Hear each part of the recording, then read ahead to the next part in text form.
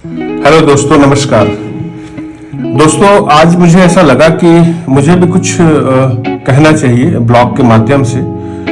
1 to 1 तो बातें होते रहती है कई लोगों से, लेकिन मैं सोचता हूँ कहीं ना कहीं बहुत ज़्यादा गैप है।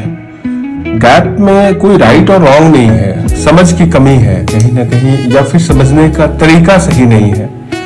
एक्चुअली होता है क्या, जब आप किसी एक बात को सोचते हैं तो उसी एक बात को सोचने का कई लोगों का कई नजरिया होता है, और उस नजरिए से उसके सारे मीनिंग्स चेंज हो जाते हैं, उसके मायने बदल जाते हैं। तो मुझे लगता है कि इस बातें पे बात होनी चाहिए। और सबसे पहले स्वयं को समझना बहुत जरूरी है।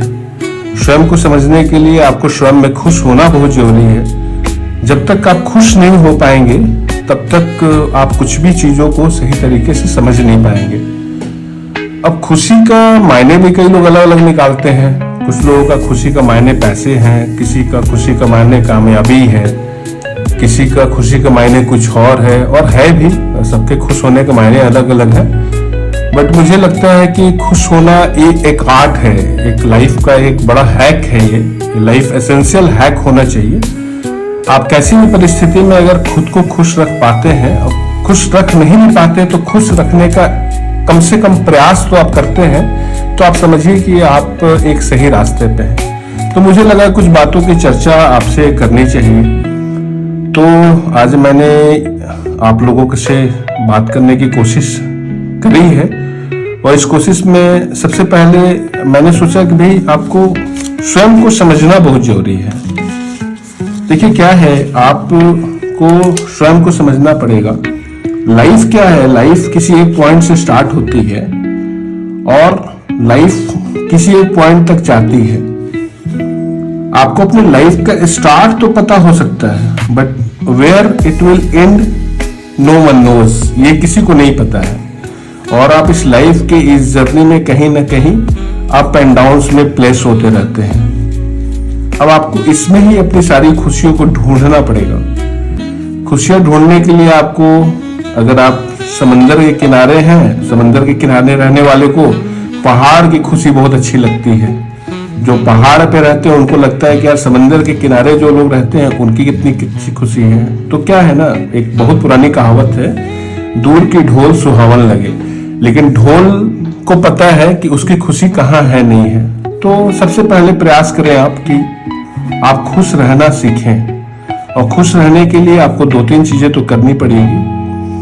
एक तो आप कभी किसी से दूसरे से तुलना मत कीजिए, ना आप अपनी तुलना कीजिए, ना आप ये किसी दूसरे को अधिकार और हक दीजिए कि वो भी आपसे तुलना करे। तुलना करने के कई मायने होते हैं। कोई लोग किसी के धन से तुलना करता है, कोई किसी का प्रेस्टीज से तुलना करता है, कोई किसी के सोशल रिकॉग्निशन से करता है। तुलना करने के कई मायने होते हैं। माँ बाप के बारे में देखा गया है कि वो एक बच्चे के दूसरे बच्चे से तुलना करते हैं कि भाई देखो उसने इतने नंबर लाया, तुम इतना ही क्यों लाया। अरे भाई, सारे बच्चे अलग हैं। सारे बच्चे क्या, सारे बड़े भी अलग हैं, सारे पुरुष अलग है, सारी स्त्री अलग है, सबकी क्षमता अलग अलग है।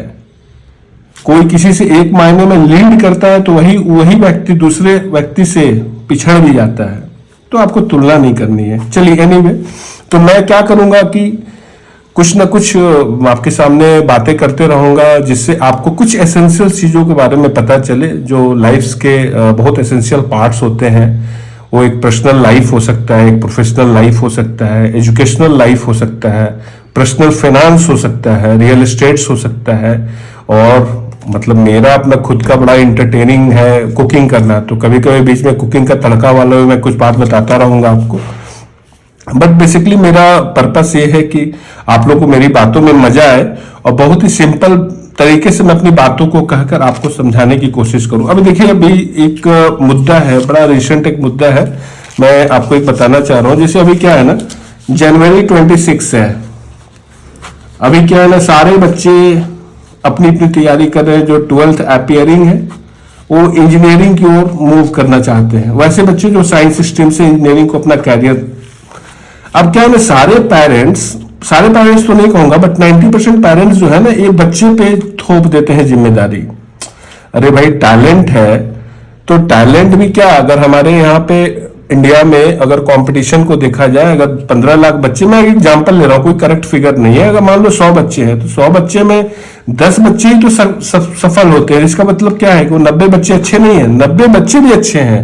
ये पेरेंट्स को समझना पड़ेगा कि उन 90 बच्चों की क्षमता कैसी है, गैप कहां पे है, उस गैप को कैसे एक्सेल करें, ये पेरेंट्स को समझना पड़ेगा। तो मतलब मैं आपको कहना क्या चाह रहा हूं ना कि आप किसी भी चीजों को बहुत गहराई से सोचें। जब गहराई से सोचेंगे ना तो गहराई से सोचने का मजा ही कुछ और है। तो चलिए मैं आपको एक वीडियो लेकर आऊंगा जिसमें मैं आपको ये बताऊंगा कि आपको क्या क्या करना चाहिए। आप लोग बताइएगा कि अगर आप लोग को कोई ऐसा टॉपिक लगता है जिस पे मुझे बोलना चाहिए, तो मैं कोशिश करूंगा कि उस टॉपिक पे मैं आऊं और आप लोग को जो मैं जानता हूं या जो रिसर्च करके मैं निकाल सकता हूं, मैं वो बातें आप लोग सामने रखूं। आज के लिए इतना ही। चलिए, थैंक यू दोस्तों, बाय बाय।